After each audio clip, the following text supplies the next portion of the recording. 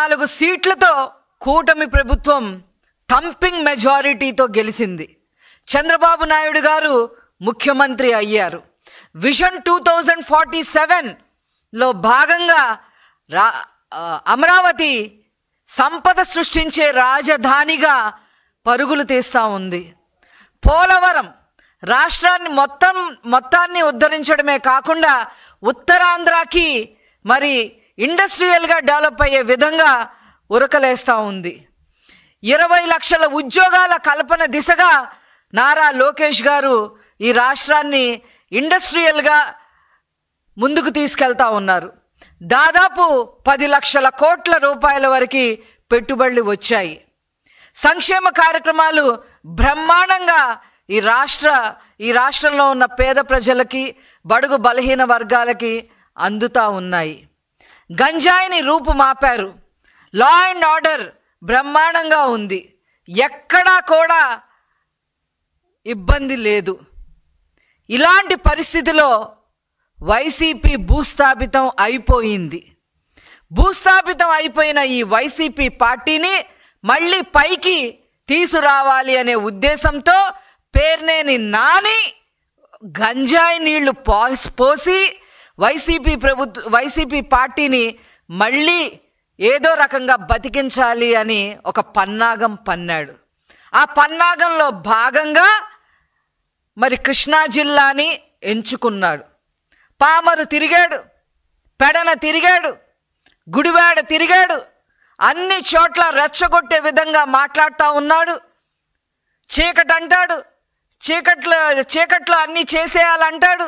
తెల్లారి ఎవరికీ తెలియకుండా వెళ్ళి పరామర్శించాలంటాడు. ఇష్టం వచ్చినట్టుగా వైసీపీ కార్యకర్తల్ని రెచ్చగొట్టే విధంగా ఇష్టం వచ్చినట్టుగా మాట్లాడుతూ ఉన్నాడు.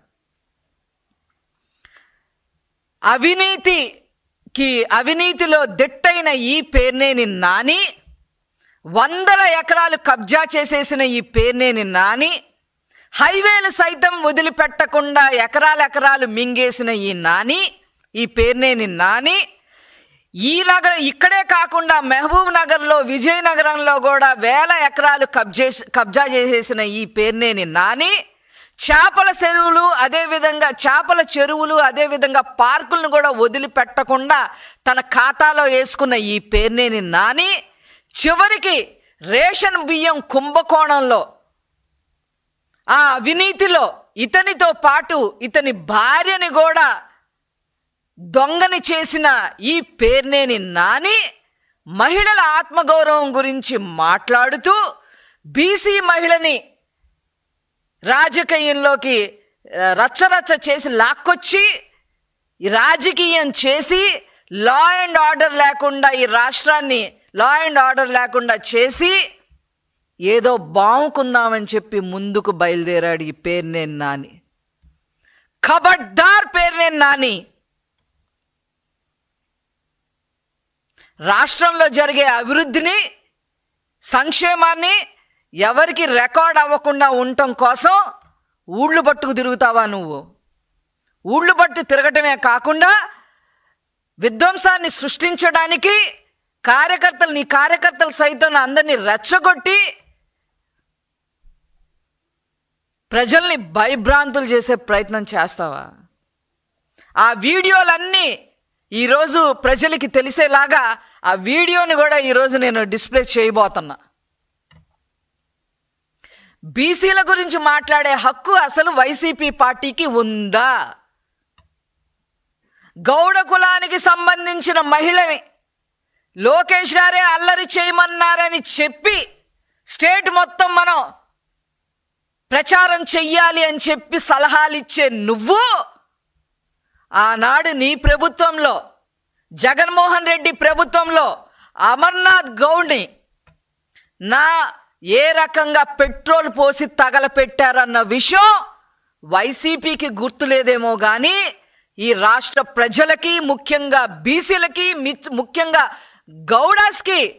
గౌడ కులస్తులకి ఆ విషయం తెలుసు అని చెప్పి నేను గుర్తు చేస్తా ఉన్నా. ఏం చేశారు ఆ రోజు? అమర్నాథ్ గౌడ్ని నా అక్కని ఏడిపించొద్దు, ర్యాగింగ్ చెయ్యొద్దు, అని చెప్పి సొంత తమ్ముడైన అమర్నాథ్ గౌడ్ అడిగాడని వైసీపీ కుర్రకారు సన్నాసుల్ని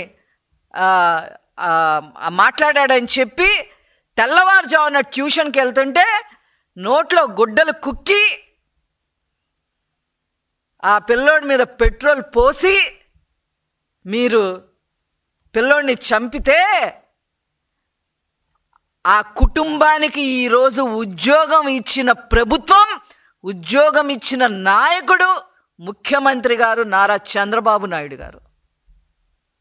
అలాగే గౌడ కులస్తురాలైన గౌతు లచ్చన్న గారి మనవరాలు గౌతు శిరీషాని అక్రమ కేసులు బనాయించి తప్పుడు కేసులు కట్టడమే కాకుండా అక్రమ సంబంధాలు కూడా అంటగట్టి నైతికంగా గౌతు శిరీష గారిని ఏ రకంగా మీరు చేశారనే విషయం మొత్తం రాష్ట్ర ప్రజలకి గౌడ కులస్తులకి అందరికీ తెలుసని ఈ సందర్భంగా నేను తెలియజేస్తున్నా.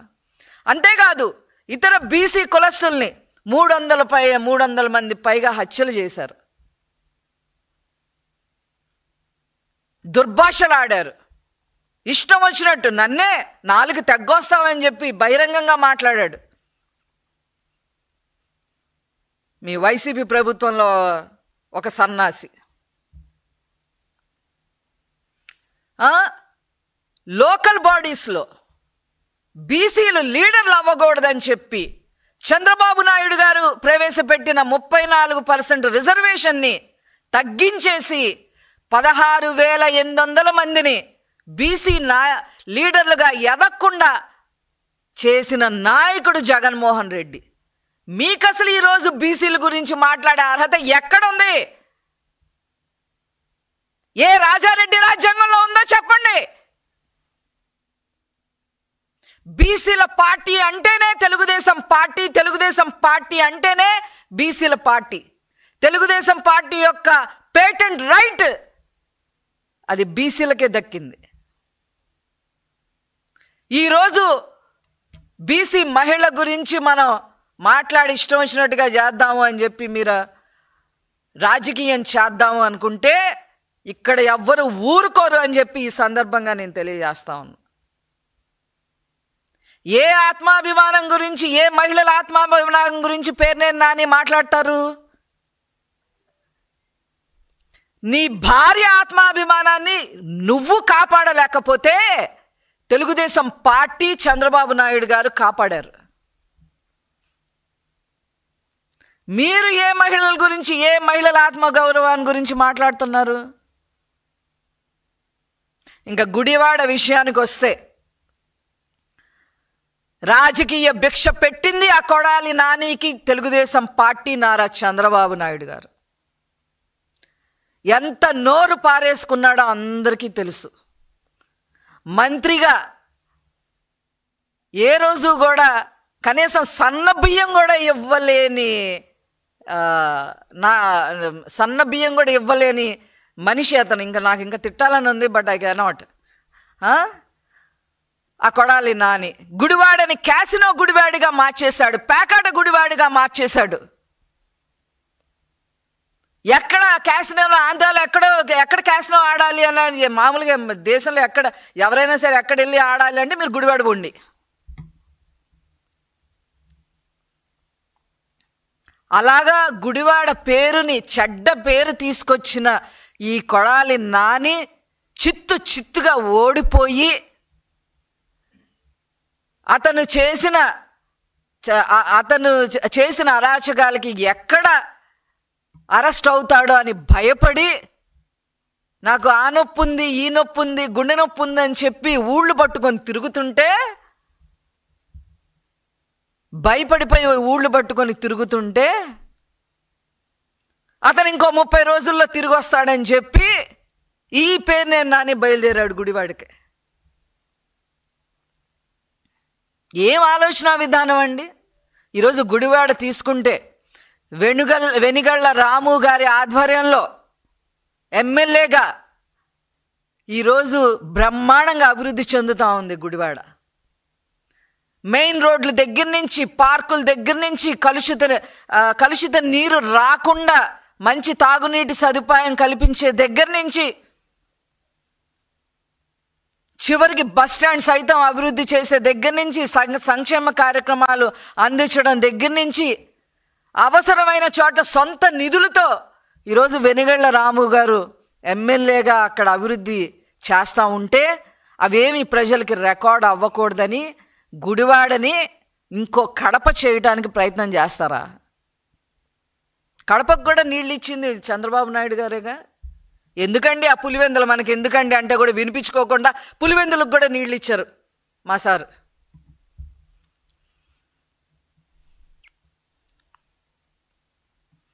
ఈరోజు వీళ్ళు ఇష్టం వచ్చినట్టుగా లా అండ్ ఆర్డర్ క్రియేట్ అంటే డిస్టర్బెన్స్ క్రియేట్ చేయటం కోసం బీసీ గళం ఎత్తుకుంటారా? మీకు అసలు అర్హత ఉందా?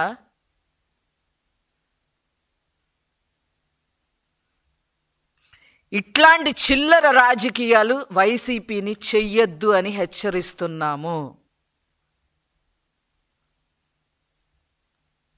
రాజకీయంగా, అభివృద్ధి పరంగా, సంక్షేమ పరంగా మమ్మల్ని ఎదుర్కోలేక ఈ చిల్లరి రాజకీయాలు చేస్తారా మీరు?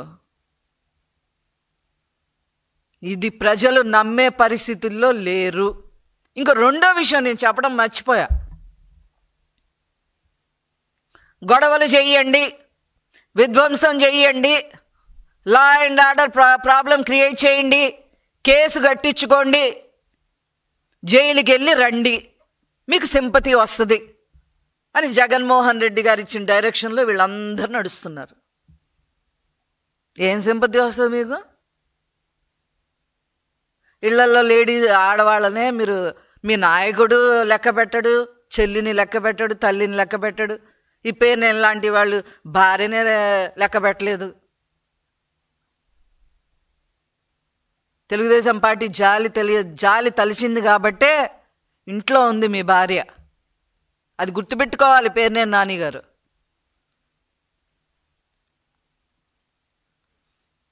ఇవన్నీ దృష్టిలో పెట్టుకొని మీరు చేసే చిల్లరికి రాజకీయాలు పారవు.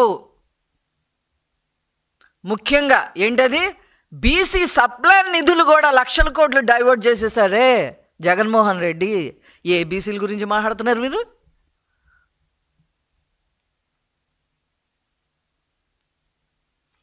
ఇవన్నీ మేము ప్రజల దృష్టికి తీసుకెళ్తాము.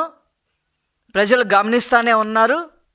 వాళ్ళని అభివృద్ధి, సంక్షేమం ఇవన్నీ రికార్డ్ అయ్యే విధంగానే మా ప్రయత్నం మేము చేస్తాము. మీ చిల్లర రాజకీయాలు కట్టి పెట్టమని చెప్పి ఈ సందర్భంగా చెప్తూ నేను సెలవు తీసుకుంటున్నాను. Thank you.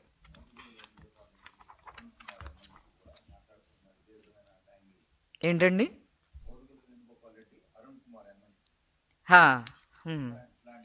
అదే అతను కూడా వేణుగోపాల్ రెడ్డి అతను కూడా గన్నులు బయటకు వస్తాయి, బుల్లెట్లు బయటకు వస్తాయని మాట్లాడుతూ ఉన్నాడు.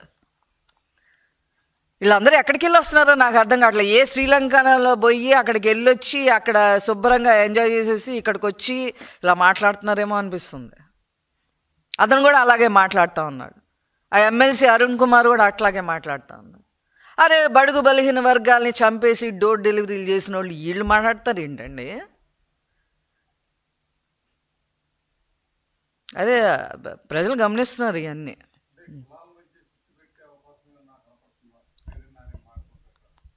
పేరునేని నాని మాటల ప్రకారం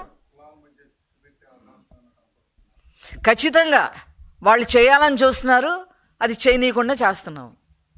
వాళ్ళు అదే పని మీద ఉన్నారు. ప్రజల్ని భయభ్రాంతులను చేయాలి, గొడవలు చేయాలి. చంద్రబాబు గారు, లోకేష్ గారు చేసే అభివృద్ధి బయటికి రాకూడదు అనేదే వాళ్ళు చేస్తూ ఉన్నారు. డైవర్షన్ పాలిటిక్స్ వాళ్ళు ఎప్పుడూ ప్లే చేస్తూనే ఉంటారు. దాన్ని పట్టించుకునే పరిస్థితిలో ప్రజలు లేరు.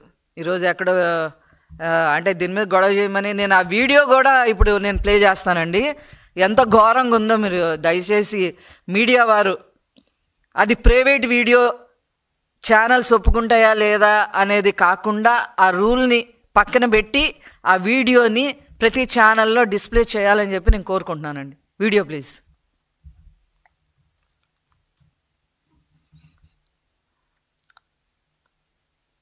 నోరు తెచ్చి రప్ప రప్ప ఎన్నిసార్లు అంటారు.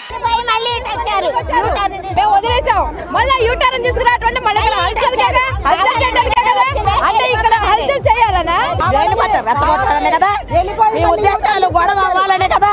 ఏం పీక్కుంటారు ఉంది మళ్ళీ ఢిల్లీ మళ్ళీ వచ్చింది. మనుషులు రెచ్చగొడతాం కాకపోతే ఏంటి అది, అంతా లేడీస్ జెంట్స్ ఉన్నారు. ఏం పీక్కుంటారని లేడీస్ అడుగుతున్నారు.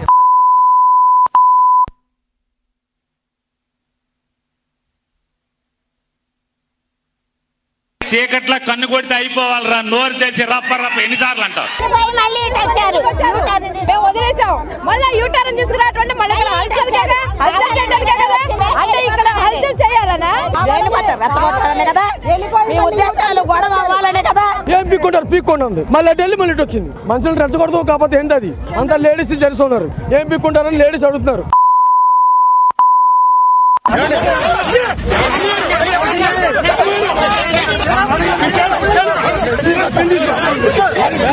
అదే ఇప్పుడు గుడివాడలో మన జడ్పీ చైర్పర్సన్ ఇష్యూ, దాని ఏదో స్టేట్ వైడ్ ఇష్యూ మీద బీసీ లేడీ మీద అటాక్ చేశారు. తెలుగుదేశం ఎమ్మెల్యే డైరెక్షన్ పైనుంచి లోకేష్ డైరెక్షన్ కొంచెం గట్టిగా స్టేట్ వైడ్ గా అందరితో మాట్లాడించి కొంచెం చేస్తే బాగుంటుంది. బీసీ లేడీ గౌడ క్యాస్ట్ గా దాన్ని అందరితో లౌడ్ గా టేకప్ చేస్తే బాగుంటుంది. ఇప్పుడు ఈ స్టేట్మెంట్స్ చూస్తే అర్థమవుతుందండి పేర్నేని నాని కొడుకు ఎందుకు అట్లా తయారయ్యాడు అనేది. పేర్నేని నాని కొడుకు, అతని పేరు ఏదో ఉంది, కిట్టునో బిట్టునో ఏదో ఉంది, మా తెలీదు. అతను ఎందుకు అట్లాగా ఒక అరాచక శక్తిగా అతను తయారయ్యాడో ఈ పేర్నేని నానిని చూస్తే మాకు అర్థమవుతుంది. ఖచ్చితంగా ఉంటాయండి, చట్ట ప్రకారం చర్యలు ఖచ్చితంగా తీసుకుంటాం. అయితే ఇక్కడ ఏంటంటే వాళ్ళు ఏంటంటే ఏదో రకంగా సింపతి క్రియేట్ చేసుకోవాలి, ఏదో రకంగా జైలుకి వెళ్ళి వచ్చామని చెప్పాలి అనేది ఒకటి మైండ్లో పెట్టుకున్నారు. వాళ్ళు తెగించేశారు, అన్నిటికీ తెగించి కూర్చున్నారు. వాళ్ళు తెగించి ఏం జరిగితే అది జరిగిందని ఎక్కడ పడితే అక్కడ ఇష్టం వచ్చినట్టుగా చేస్తున్నారు.